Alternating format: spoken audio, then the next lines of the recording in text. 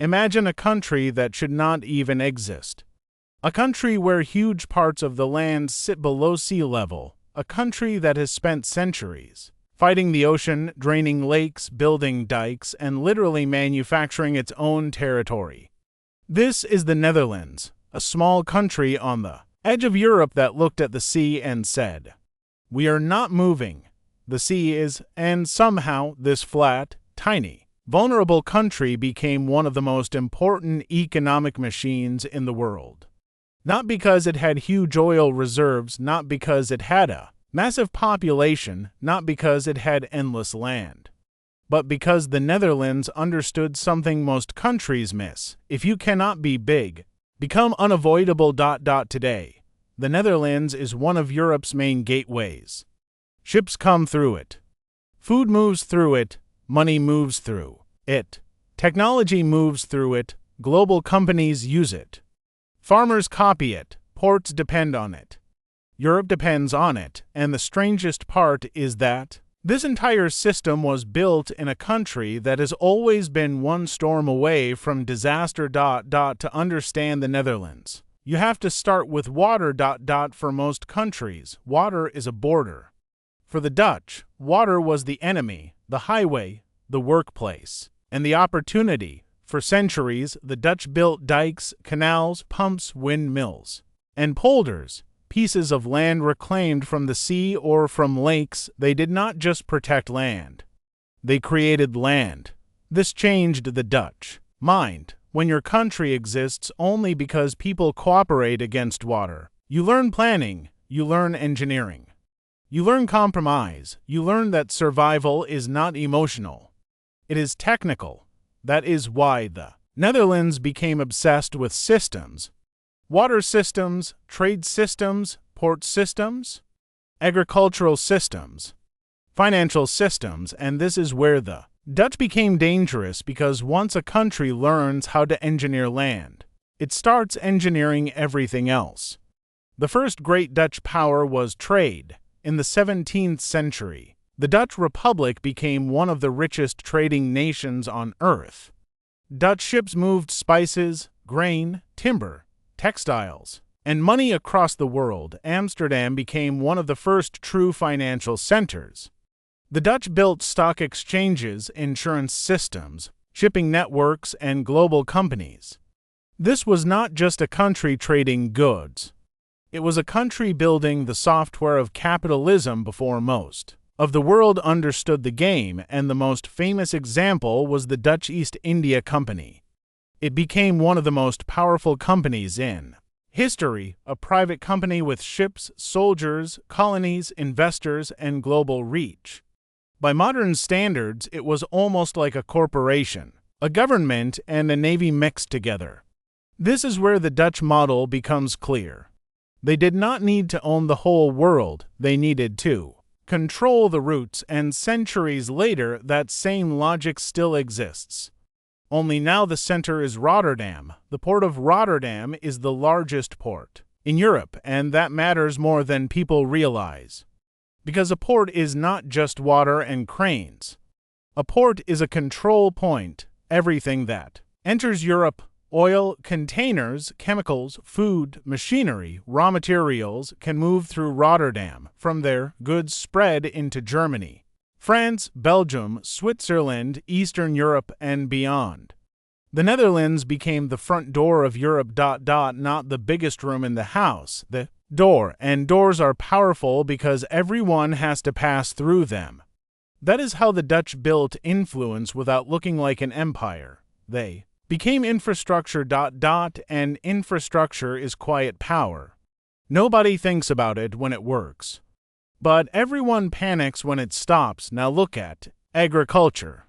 This is where the Netherlands becomes almost absurd. A small, crowded country with limited land became one of the world's agricultural giants. How? Not by having more land, by making land smarter.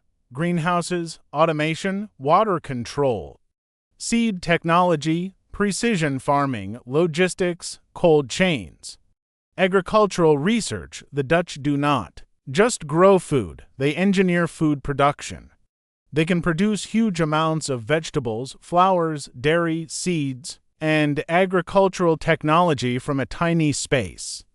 The Netherlands became a country where farming looks less like a field and more like a laboratory. This is why the Dutch agricultural model became famous around the world, because it shows that the future of food is not always about more land. Sometimes it is about more control, more data, more glass, more sensors, more efficiency. And this is the bigger pattern again. The Dutch turn limitations into systems. Too much water, build water management.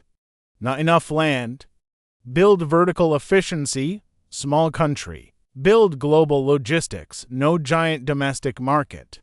Become Europe's middleman. This is why the Netherlands keeps punching above its weight, but there is another layer: money. The Netherlands became attractive to global companies because of its location, legal system, tax structures, ports, workforce, and access to the European market. Many multinational companies route business, headquarters, holding structures, or logistics through the Netherlands. That makes the country a hub, not always the final destination.